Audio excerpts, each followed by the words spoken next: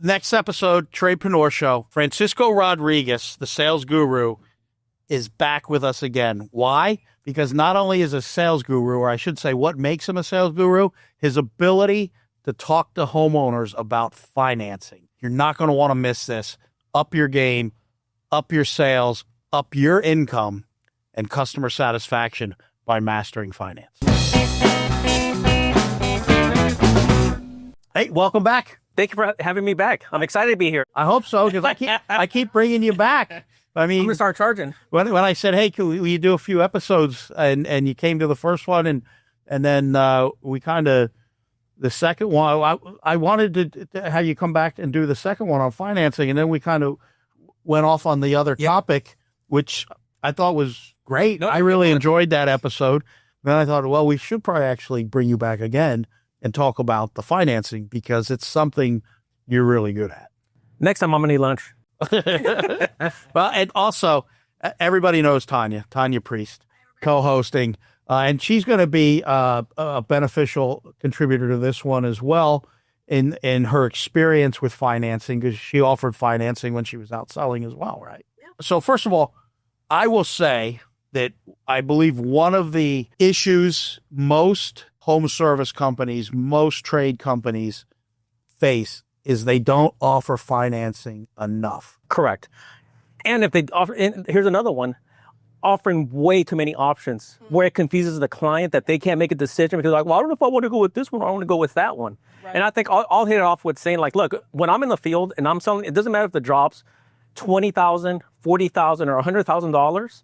I'm literally going to offer two options: a short-term or a long-term financing. That's it. Keep it very simple to where the client can very easily look at it, understand it, and most importantly, make a decision right there and then.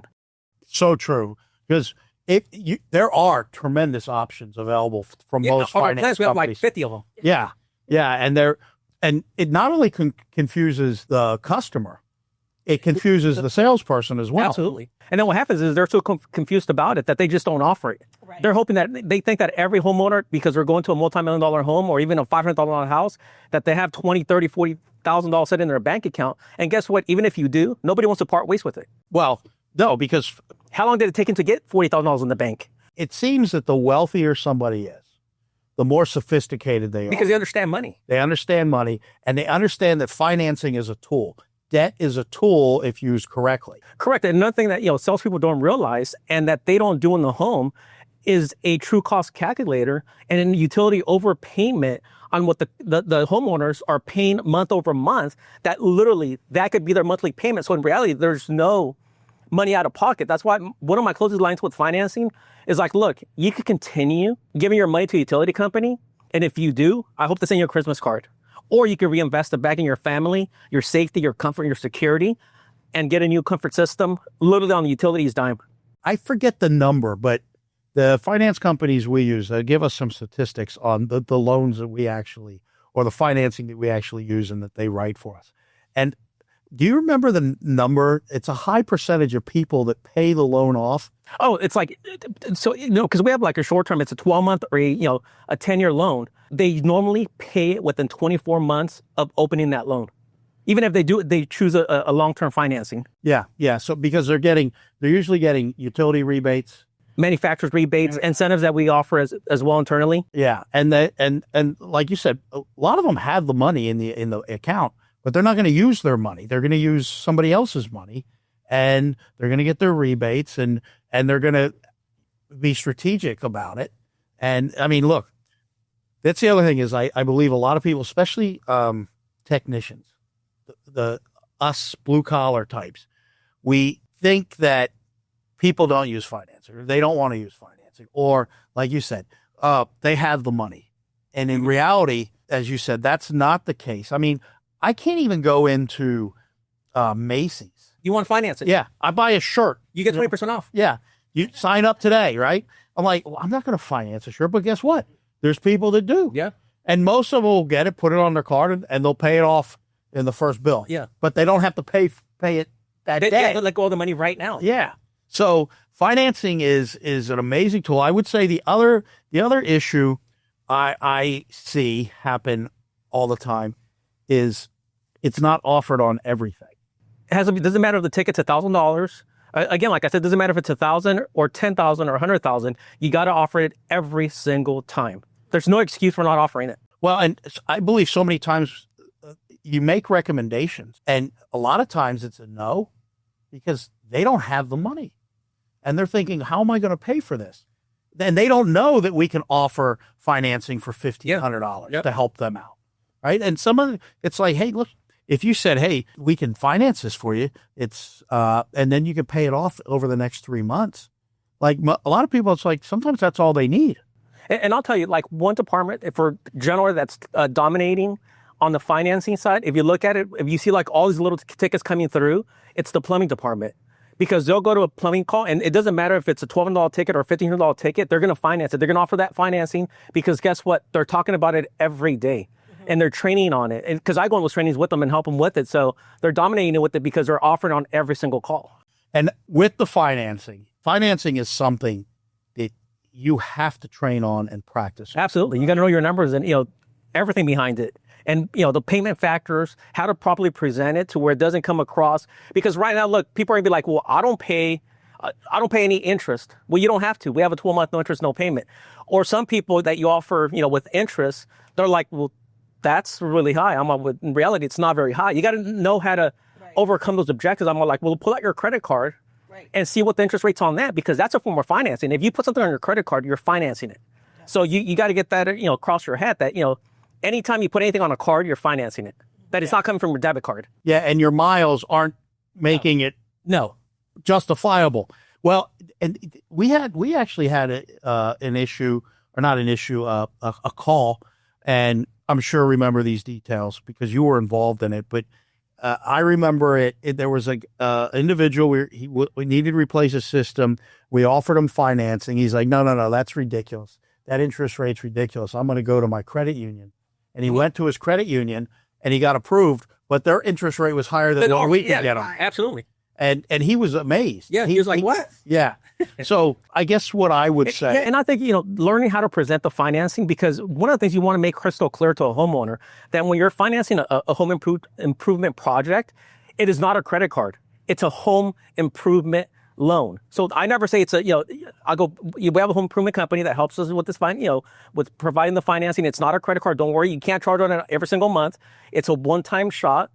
So that brings to another level, because when they know it's, you open it, you do the job, and once it's closed, you cannot utilize those funds. So guess what? You use that to your advantage. If you see other things in the home, whether it's ductwork, whether it's a water heater, whether it's whatever it may be, they can add to the financing right there and then. So it just gives you another opportunity for the second sell. And the second sell is always the easiest one. And the technology now is super light to gather the information. It's not like back in the old days where you had to fill out a credit app and then have the spouse fill out the co-borrower and then reverse. I mean, now, and then submit it. You literally scan the back of a driver's license and it populates all the information for you.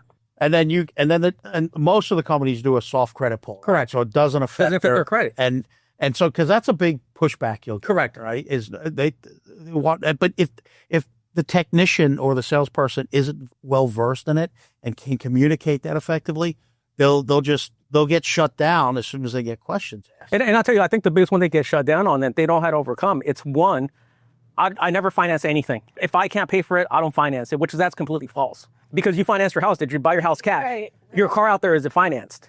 So, but it's understanding and really digging deep on every single call. Yeah. It's not being afraid to, ask the hard questions. And they're not hard questions. They're just normal conversations. Well, it's not that they're hard questions, but there's questions that you're going to be unfamiliar with.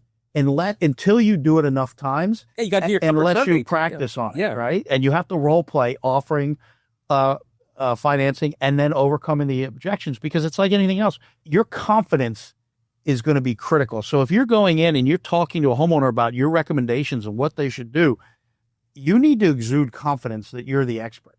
So now you have to help them figure out how they're going to afford it, right? And I see. I think what a lot of sales professionals don't understand, from my point of view, it's my responsibility to help the client afford that system or show them how they can afford it.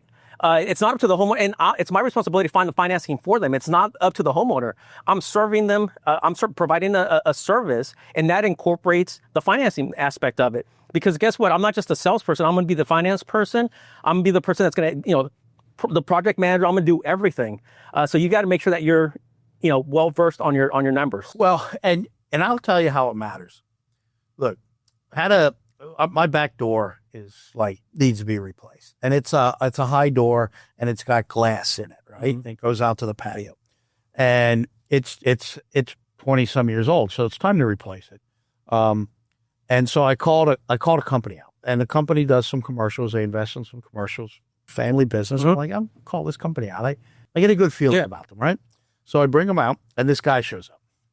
He walks in, and no floor savers, right? Which is, I'm just used to seeing people put floor savers. Walks in, I show him the door, and I told him what I want. And I said, I want one of those ones where the blinds are inside the glass. Because we have dogs that go to the back door, and if the blinds are down and they start patting on, we replace so many sets of blinds. So I said, I want them inside the door. Oh, well, that door, whatever height it is, that's expensive. I said, okay, well, give me a price for that and let you make the decision. So he said, okay, well, let me get a few measurements. And he says, and now we're going to have to order, and it's going to be 6 weeks. To get that door. I said, okay. The door's fine, right? There's not a hole there. Yeah.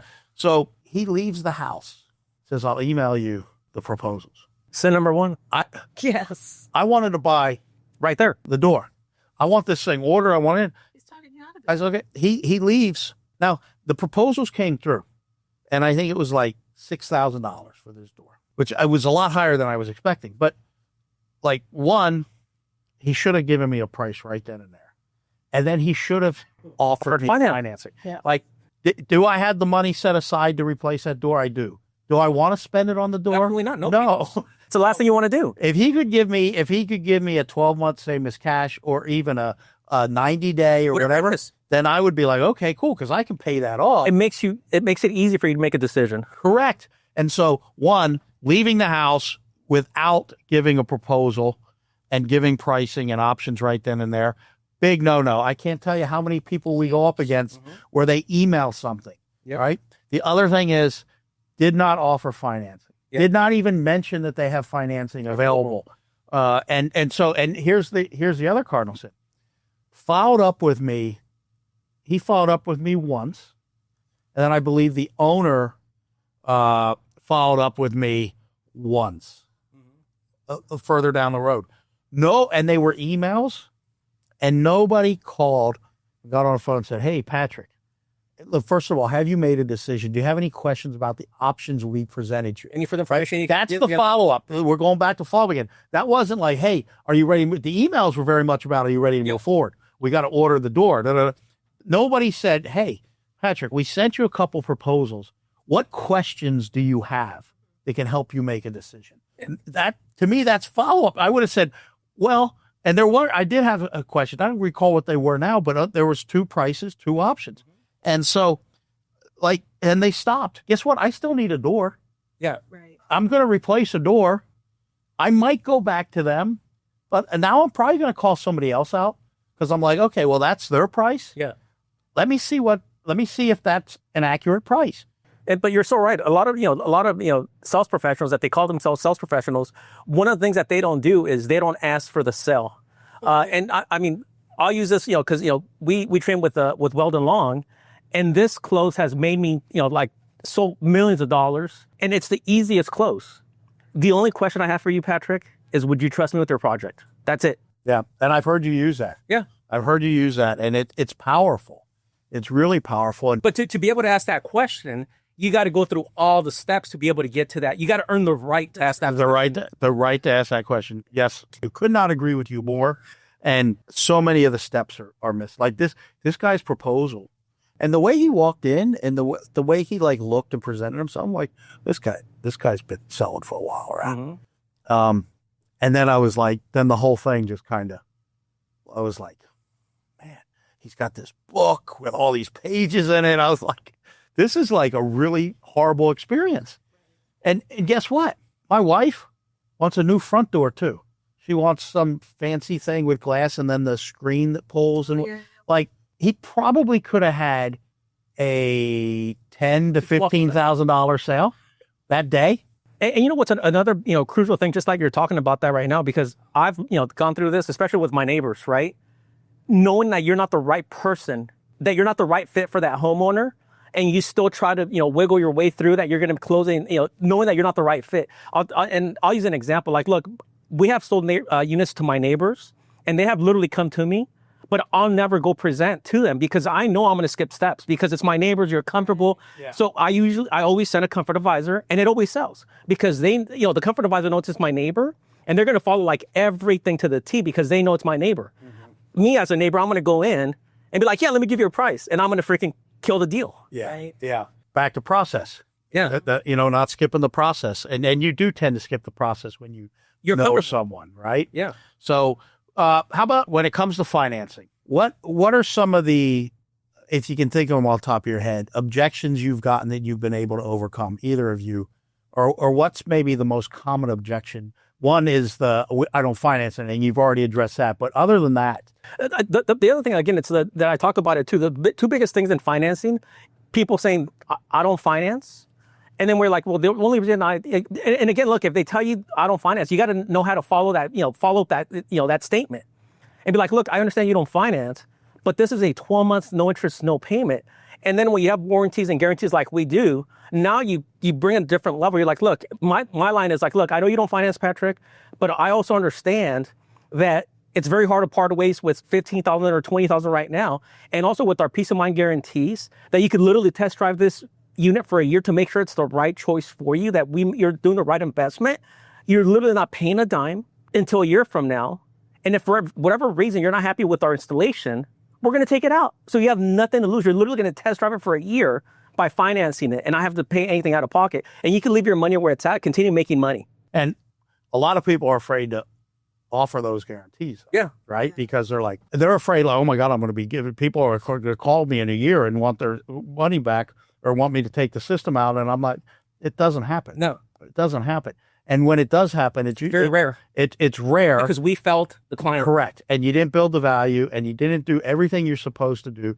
But if you've got a superior product, a superior team and quality, and you deliver on that, people are going to be thrilled. Yeah, what happens is that we go in the home, when those things happens, we go in the home and promise a certain level of service and we fail them completely. So it's our fault. At that point, it's our fault. They deserve their money back. Yeah. Well, and I'm just thinking, like, when people say, oh, I don't finance anything. And then how many people then pay with the credit card? Yeah. Right? Oh, because they want to get their miles. Tanya, what was the biggest job you ever financed? Not you personally. I mean, for a customer. For a customer. I think probably $50,000, $60,000 I've financed before. But Francisco taught me well because everything I did, I didn't even present whole tickets. Everything I presented to a client was a monthly. Everything. I didn't even talk about the whole project price ever. Yeah. It's like, this is how much it is monthly. Well, and car dealers do that really well. Yeah, right? Go get a car for $199. And because of that law, they have to put the sticker on the thing and it has to show the price. And so they know they're dealing with people knowing the price, but they never talk about the price. Correct. And when you mention the price, they'll, like, a really good salesman will be like, well, there's nothing I can do about it. Well, that's the price. It's right. That's why we put it there. That's the price. Well, you can do better than that. I can't. But, let's see what we can do. Let's go. They always assume you're going to finance. Well, and I'll tell you, like, when I was training, with comfort advisors, and a client would ask me, well, is there anything you could do? And my answer would be absolutely not. We're giving you our best price up front. That's it. Yeah. But we can help you out with your, if you want to, instead of doing it for 10 years, we can do it for 15 years. That'll lower your payment. Yeah. If you need a lower payment. Yeah. Well, and one of the guys we had, and he actually, it stumped well. I shouldn't say stumped well along, impressed well along with his, response to a lower price. Mm-hmm. And it was basically what you just said. They'd say, hey, listen, can you do anything with the price? Can you give me a better price? No, I already came with my best price because I know we're in a highly competitive market and you're going to be getting very competitive bids. So I brought my best price to the table. That's awesome. And there's like, wow, you just shut it down, right?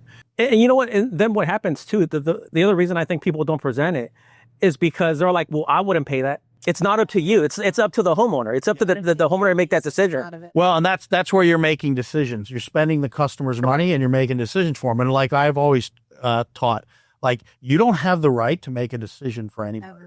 Your only right is to give them the information, let the client make their decision. That way the client can never say, they told me, they said, they pushed it on me. No, you give them the information. Don't withhold the information. Give them the information and let the client make their own decision. Yeah. I mean, we've had people that literally have a system they buy a new house. We had one out at a very expensive house, a brand new house, and he had us rip out 4 air conditioning systems. Yeah, it was 4 air conditioners, and they were like 3 months old. And his only thing was, I don't want these scrapped. I don't want them resold, which we want to resell, but I want you to donate them to somebody in need. Yep. When you come across them. And we had them out here for a long time. And when we come across that hardship, we install that system. But that was a guy that like 3 months old, but he had a certain situation, certain design, certain things he wanted to accomplish. And what the builder put in wasn't going to get it done. So like, who are we to say, no, don't do that? Yeah. Like you should just get some more mileage out of these. No. And I will tell you, I did find out the superintendent of that property, of that development. I won't say where or who, what, but how we installed those systems became the new standard for all future homes to how to install the systems. So, and it was because it just wasn't going to get done what he wanted to accomplish. But everybody in a similar scenario, they've taken what we did and made it standard. So listen, at the end of the day, financing, the world moves by finance. And everybody finances. Very few people are going out and buying a house cash. Does it happen? Yes.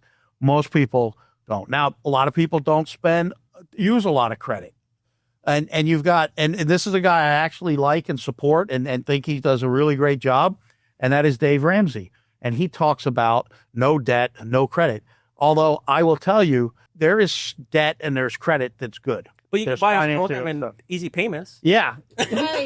Well, and the thing is, but what he's talking about is right. Like, don't go up and run your credit cards up. Don't go out and borrow this and that. But there's strategic things where credit is a fantastic tool to make things happen. And used correctly, it's a great benefit to the customer and can help them accomplish it's not just getting what they want or need, but getting it on the terms that work for them. Absolutely. So if you're not, the best advice I can give you, and Francisco supports this, I know, is offer financing on every option you give. Always lead with financing. Always offer financing. And here's the thing. The customer will tell you whether they need it or not, or want it or not.